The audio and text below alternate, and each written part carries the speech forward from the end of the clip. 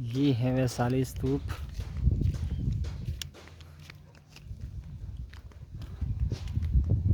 बुद्ध के शिष्य आनंद के अस्थि विशेष ऊपर बना सम्राट अशोक द्वारा बनवाया गया। 2200 साल पुराना। और वो सम्राट अशोक का सुरक्षित अशोक स्तंभ। मेरी जानकारी में इसके अलावा और कोई सुरक्षित बचा नहीं है जो इंटैक्ट खड़ा हो। एक और है, वो है लॉरिया नंदनगढ़। जाने का मन तो है, लिस्ट में था, लेकिन जाऊंगा नहीं समय की कमी के चलते।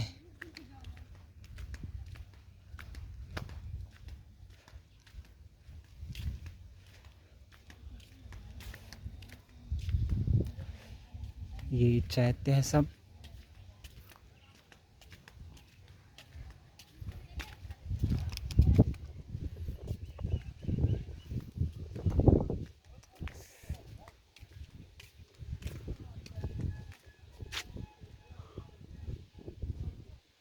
वाह,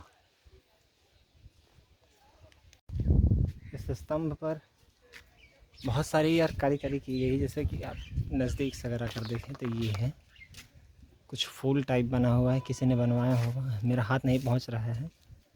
और ये शायद पंजाबी या फिर तिब्बतन लैंग्वेज में कुछ लिखा हुआ है। और इधर से मैं आपको दिखाता हूँ।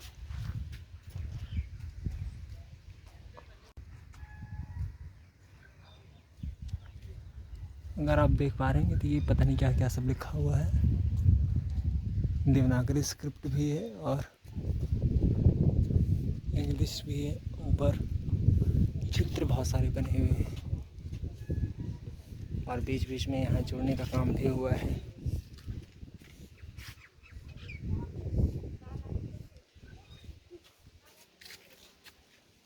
वाकई यार बहुत सुंदर है। और ये स्तूप में कुछ कलाकृति की गई। 1 मिनट, हाँ मेरा हाथ इधर देखिए। और मतलब मुझे अपना चश्मा निकालना पड़ा, असली वाला, ये सनग्लास नहीं। साफ साफ कर सब कुछ देखने के लिए। इसलिए रिक्वेस्ट है आपसे, कोई ऐसा काम मत करिए कि जिससे आपकी आंखें ख़राब हो और आपको सब कुछ इतने सुंदर सुंदर नज़ारे इस चश्मे से देखना पड़े। बहुत सुंदर है सब यार। और एक फैक्ट अगर इसके बारे में बताऊं, अशोकन पिलर के बारे में, तो ये है कि फैक्ट ये है कि जब विदेशी आते थे तो उन्हें भ्रम होता था, जो अशोकन पिलर जब देखते थे, कि कोई बोलता था संगमरमर का है, कोई बोलता था कि सोने का है, कई लोग बोलते थे कि इस पर पीतल की परत चढ़ाई गई है, कई लोग बोलते थे शीशे का है। मतलब लोगों के बीच में एक भ्रांति थी कि ये पत्थर किस चीज़ का पत्थर इतना पॉलिश कैसे है और बहुत चमकदार पत्थर है। ये सब सीधा जब धूप पड़ता है बड़ा चमकता है। ये भी हो गया, लॉरिया नंदनगढ़ भी हो, अरेराज भी हो गया, जो भी खड़े हैं वो सब चमकते हैं। और ये कितना सुंदर है वैशाली का स्तूप। और कोल्हुआ का पिलर स्तूप इसे कहा जाता है क्योंकि कोल्हुआ गांव है ये। लेकिन कुछ भी कहिए, बहुत ही खूबसूरत जगह है। और एक इस निशान में बताता हूँ बौद्ध जगहों की, वहाँ तालाब बहुत होता है। नालंदा महाविहार के बगल में बहुत बड़ा तालाब है, जहाँ ह्वेनसांग का जो मेमोरियल बना हुआ है, वहाँ 2-3 तालाब 1-1 किलोमीटर के हैं। और ये एक बार मैंने हिस्ट्री क्लास में, मतलब मैं पढ़ा तो नहीं हूँ हिस्ट्री, लेकिन मेरा मन करता था, मैं जाकर बैठ जाता था, तो बताया जाता था कि कितना सुदृढ़ शहर है। और आप सच में देखिए कि कारीगरी इस इंजीनियर की, जिन्होंने इसको डिज़ाइन किया होगा। ये चौकी बनी हुई है कमल के ऊपर, लेकिन ऐसा दर्शाया गया है कि शेर इतना बड़ा है कि ठीक से बैठ नहीं पा रहा है। अभी भारत सरकार ने नए संसद भवन का जब उद्घाटन किया तो उसके ऊपर अशोक सम्राट का शेरों, मतलब चौमुख शेरों को बनाया तो था, लेकिन वो इस कला को नहीं पा सके सही में। क्योंकि मैं बोल रहा हूँ, तब आप तब समझेंगे जब आप खुद देखेंगे इसे। बहुत सुंदर बना है। और इस शेर का जो मुख है वो किसकी तरफ है? आनंद की तरफ है।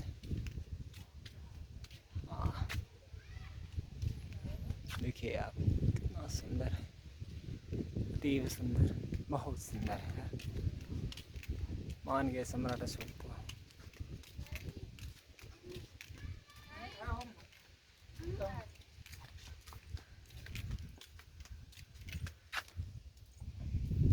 कुछ जला हुआ जैसे कुछ है कि जलाया गया है, क्या है ये?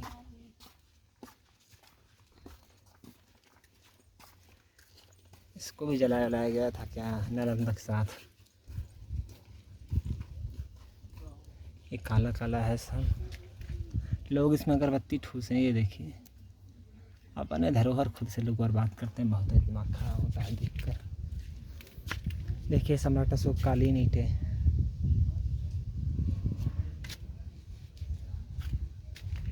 देखिए आपको एक झलक दिखाता हूँ कैसे चमक आएगी। देखिए आप, इसी चमकदार पत्थर को देखकर लोग अंदाज़ा नहीं लगा पाते थे। और ये चुनार का पत्थर है, मिर्ज़ापुर चुनार।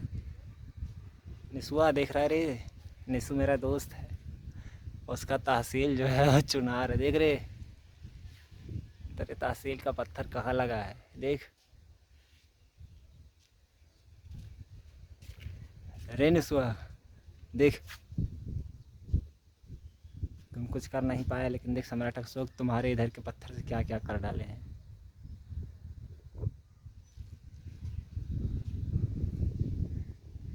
सुबह पटना साहिब में ही खाना खाया था लंगर का, और तब से पेट एक हुआ है। खाना ना टाइम मिला, ना मैंने मांगा किसी से, तो मिला भी नहीं। मतलब यहाँ से पटना से मैं वैशाली आया, हाजीपुर आया, वैशाली आया, 50 किलोमीटर से ज़्यादा का डिफरेंस है। कहीं मैंने खाना नहीं मांगा, पानी पर ही चला रहा था मैं खुद को। वैशाली घूमने के बाद, वैशाली स्तूप देखने के बाद, मतलब एक दो चार लोग थे, और मैं फ़ोटोग्राफी कर रहा था, तो वो लोग जुट आए, तो बोले क्रिएटर। मैंने बोला नहीं। तो पूछा कहाँ से है, मैंने बोला आजमगढ़ यूपी से। बोलते हैं अच्छा अच्छा घूमिए। तो मैंने कुछ उनको स्तूप के बारे में बताया। तो उन्होंने जामुन ले रखा था। मैंने पूछा ये जामुन भैंस खरीदे हैं, ये इतना सारा जामुन? तो बोला आप ले लीजिए पूरा। उन्होंने ज़बरदस्ती मुझे थमा दिया। एक का नाम छट्टीलाल सिंह था, एक का नाम नवीन। पूरा, और मतलब सुबह मैंने 4 पूड़ियाँ खाई थी, उस पर कुछ प्रसाद, और ये इसी पर चल लेगा जामुन। लोग कहते हैं बिहार में लोग अच्छे नहीं होते, लेकिन बहुत अच्छे हैं, बहुत सपोर्टिव नेचर के हैं। कुछ हर मिले जुले हर जगह पाए जाते हैं, मिले जुले जो है हर जगह पाए जाते हैं। मोबाइल उठाए हाथ दुख गया है। अब जा रहे हैं केसरिया शायद 5 या 6 बजे बंद हो जाता है, और यहाँ से 58 किलोमीटर दूर है। लिफ्ट मांग कर जाएंगे क्योंकि समय नहीं है। देखते हैं यहाँ क्या होता है। अभी मैं हूँ केसरिया महास्तूप पे। ये दुनिया का सबसे ऊंचा स्तूप है। इसके बारे में बताने से पहले मैं आपको एक चीज़ दिखाना चाहता हूँ। आप ये पढ़िए, बौद्ध स्तूप पर चढ़ना मना है। और वो देखिए,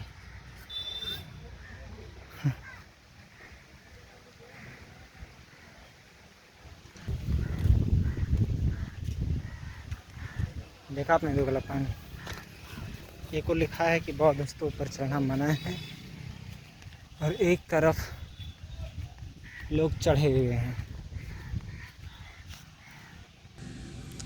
तो अभी आपने देखा कि लोग कैसे चढ़े हुए हैं। अभी गार्ड को कोई बाहरी आदमी बता रहा है कि स्तूप पर लोग चढ़े हुए हैं, तो फिर वो गया है गार्ड, तब जाकर उनको सबको भगा रहा है।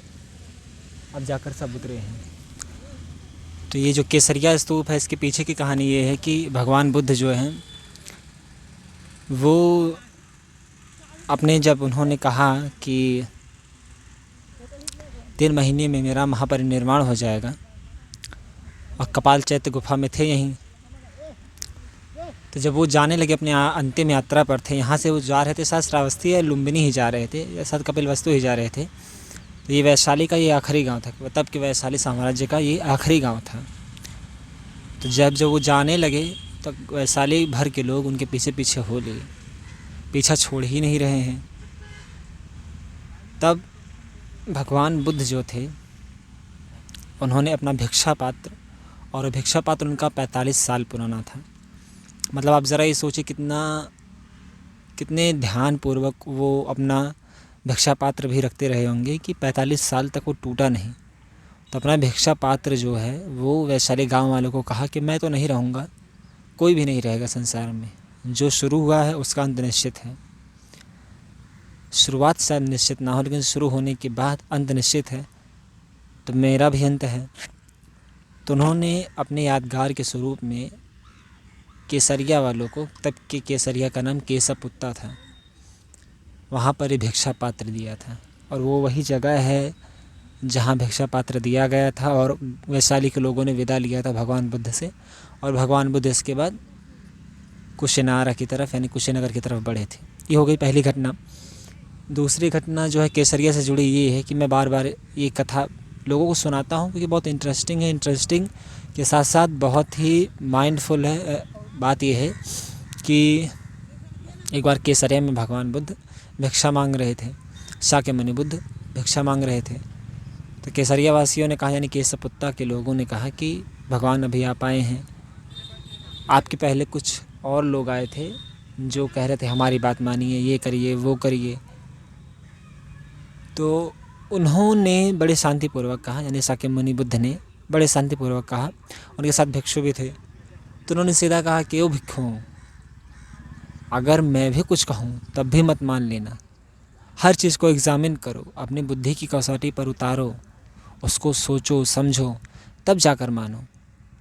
यहाँ तक कि उन्होंने अपने भिक्षुओं से कहा कि यहाँ तक कि मैं भी अगर कुछ कहूँ तो सीधा सीधा मत मान लेना, मेरी भी बात मत मानना, अगर वो बात ज्ञान की कसौटी पर खरी ना उतरे। तो बुद्ध का उपासक और बुद्ध का प्रशंसक मैं इसीलिए हूँ कि वो इतना बड़ा आदमी होने के बाद भी, मतलब बुद्धत्व प्राप्त होने के बाद भी, वो सीधे कह रहे हैं कि मुझे भी मत मानो। यहाँ तक कि हर आदमी आज के भी ज़माने में एक मामूली टीचर भी हो जाएगा, कुछ हो जाएगा, चपरासी भी हो जाएगा, यहाँ तक कि सफाई कर्मचारी या फिर कोई और अदना दर्जे की सरकारी नौकरी भी हो जाएगी, फिर किसी बड़े पद पर भी चला जाएगा, तो केवल अपना ही चलाता है। वो केवल कहता है कि जो मैं कहूँ वो मानो, मैं कहूँ दिन तो मैं कहूँ दिन, मैं कहूँ रात तो मैं कहूँ रात। बुद्धत्व प्राप्त होने के बाद शाक्यमुनि बुद्ध अपने भिक्षुओं से कह रहे हैं, केसरिया वासियों से कह रहे हैं कि मैं भी अगर कुछ कहूँ तो मत मानना जब तक वो बात तुम्हें ना सही लगे। ये चीज़ मुझे बड़ी इंटरेस्टिंग लगी। ये जो स्टोरी है मैंने पढ़ी थी, वालपोला राहुल की किताब है व्हाट बुद्धा टॉट। तो बड़ी तब से मेरा ये मन था कि मैं केसरिया जाऊँ और आज पहुँच चुका हूँ। विश्व के सबसे ऊंचे, सबसे बड़े स्तूप पर, महास्तूप, केसरिया महास्तूप पर, इसकी ऊंचाई 104 फीट है, लेकिन इसकी ओरिजिनल ऊंचाई जो है वो 156 फीट थी, जहाँ तक मुझे याद है 156 फीट थी। इसके बाद दुनिया का सेकंड सबसे ऊंचा और बड़ा स्तूप जो है वो बोरोबुदुर इंडोनेशिया में है। बाकी कहा जाता है कि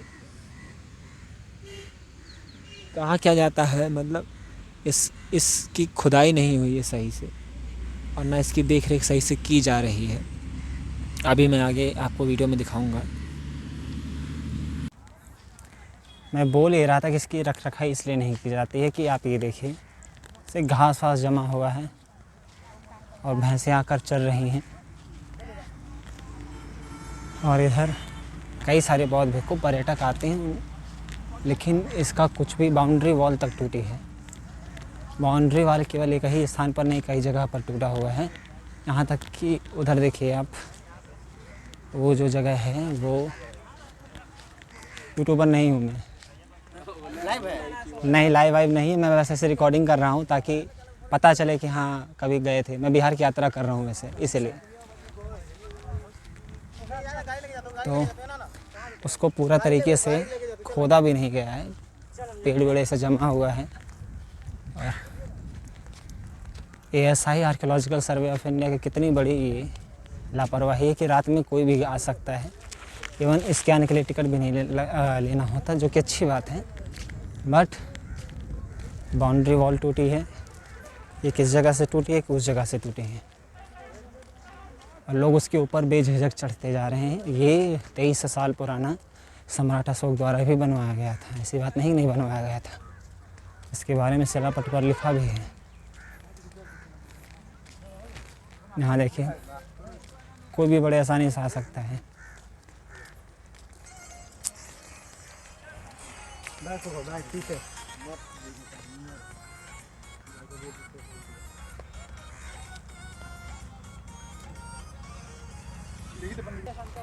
इस स्तूप की खासियत ये है कि ये जो आप देख रहे हैं, मतलब बीच बीच में जो खाली स्थानों में बुद्ध की मूर्ति बनी हुई थी, ऐसा ही जो स्तूप है सेम, हम तो कहेंगे इससे भव्य है, बोरोबुदर का बोरोबुदर स्तूप है।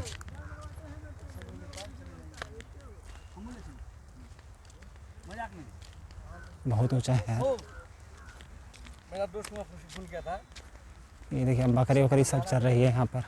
यहाँ तक कि बोर्ड लोगों को लगाना पड़ा कि बौद्ध स्तूप पर चढ़ना मना है। यहाँ जो बुद्ध की मूर्तियाँ पाई जाती थी, आप इधर देखेंगे तो ये कोणी है, अष्टकोणी है। हाँ अष्टकोणी ही तो बोलेंगे। ऑक्टेंगल बकरी ऐसे चल रही है, पूरा छूट है ऊपर। ASI इसका जो है कुछ भी ख्याल रख नहीं रही है। देखिए आप लोग बिना आए हुए इसका दर्शन कर लीजिए। लाल ईंटों से बनी हुई है, बहुत ऊंचा 104 फीट होता है कुछ यार। 104 फीट मतलब 31 मीटर ऊंचा।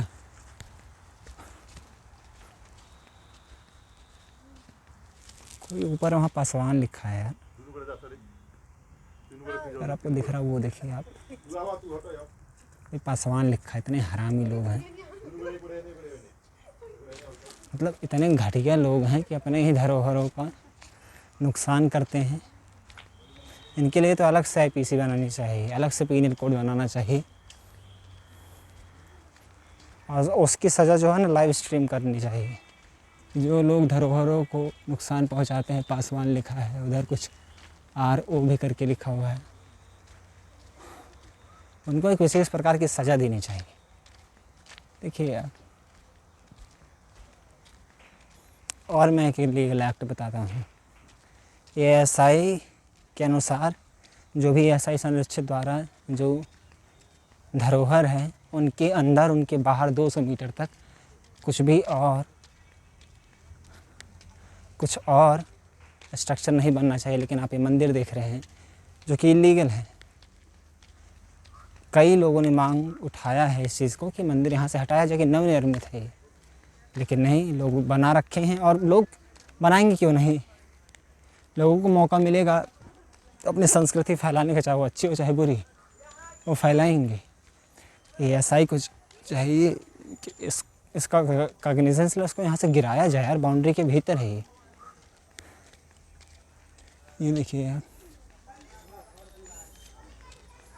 बहुत भारी बरगद है। इस मंदिर को बनाने का विशेष मतलब क्या, उसको महत्व क्या है पता नहीं है, लेकिन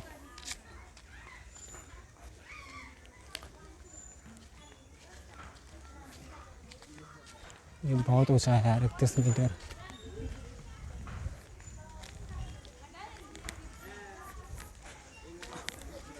ये ASI का मार्क है, ये ASI का मार्क है, और इधर मंदिर है।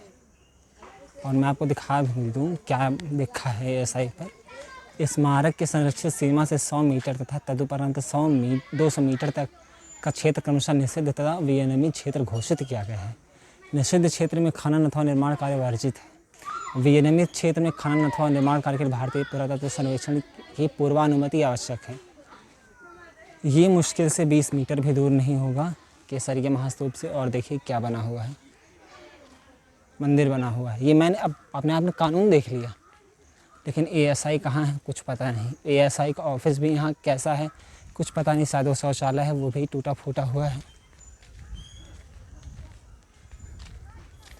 और आधा खोद देने के बाद भी इसको पूर्ण रूप से खोदा नहीं गया है। इंडोनेशिया में जो बोरोबुदुर पाया जाता है स्तूप, जबकि वो मुस्लिम देश है, लेकिन फिर भी उसने इतने अच्छे से प्रोटेक्ट करके रखा है। और ये जो ईंट आप देख रहे हैं, ये जो ईंट आप देख रहे हैं वो इसी महास्तूप की ईंट है, इसी महास्तूप की ईंट है। देखिए आप कैसे इसका हनन हो रहा है।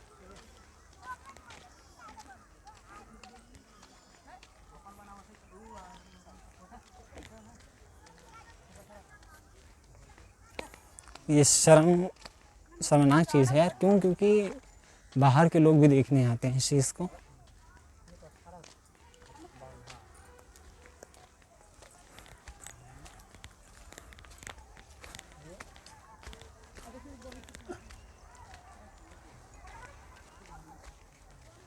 यहाँ से घासें जमी हुई है। ASI ये भी नहीं इसको सही से करवाए। ये आधा साफ़ किया गया, आधा ना जाने क्यों नहीं साफ़ किया गया, कुछ पता नहीं। लोग यहाँ खुले में शौच करते हैं इस पवित्र स्थान पर।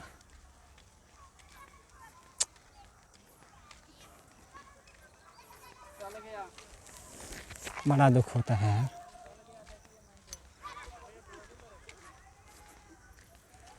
बहुत दुख होता है सब चीज़ों को देखकर। अब आप ही बताइए भाई कि मैं जो बोलता हूँ गलत बोलता हूँ? मेरा बोलना ख़राब तो नहीं है? जैसा कर रहे हैं वैसा मैं बोल रहा हूँ, जैसा देख रहा हूँ। अब इधर देखिए आप, इमेजिन करिए किसी यूरोपियन कंट्री में होती तो क्या सच में वहाँ की सभ्यता जो कभी रही होगी उसको ऐसे छोड़ दिया गया होता?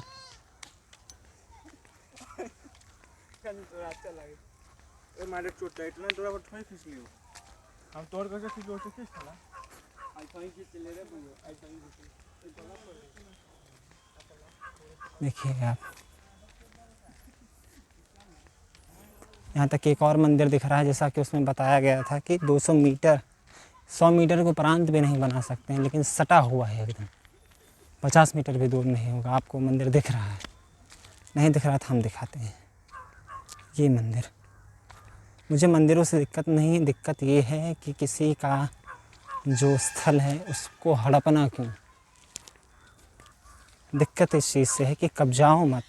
आप बहुसंख्यक हैं, आपके पास महाज़मीनें हैं, आप वहाँ बना सकते हैं। ये बहुत गलत बात है कि किसी एक की ज़मीन हो, वो भी कानूनी, और उसका हनन किया जाए और उस पर अपना कब्ज़ा थोपा जाए। ये बहुत गलत बात है, ऐसा नहीं होना चाहिए। ये आप दिखाते हैं कि आपकी सभ्यता कितनी नीच है, कितनी बेकार है, कि वो दूसरे किसी सभ्यता को उगना नहीं देना चाहती। कितनी आक्रामक आपकी सभ्यता है। चावल दाल सब्जी खाने से कुछ हो गया।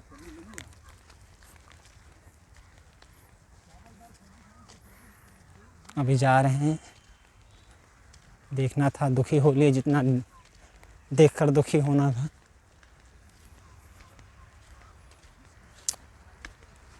गोलाई देखिए आप, बहुत सुंदर। असल में आप आइए ऐसी जगहों पर, घूमिए और देखिए भारत के श्रम को। चलिए फिर, आज शायद यहीं समाप्त होता है आज का दिन। बाकी जो रही कहीं कसर रही होगी, यात्रा पूरी होने के बाद एक कंक्लूसिव वीडियो बना दूंगा। बात ख़त्म, बस बाय।